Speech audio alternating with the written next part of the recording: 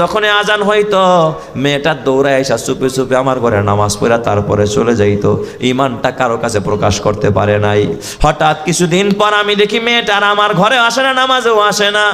আমি ওর বাবারে জিজ্ঞাসা করলাম, ও মালিক, ব্যাপারটা কি? আপনার মেয়েটারে তো দেখি না।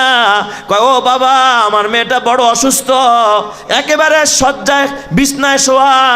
আমার মেয়েটা উঠতে পারে না, মুমূর্ষু রোগী, দুরারোগ্য এক ব্যাধিতে আক্রান্ত।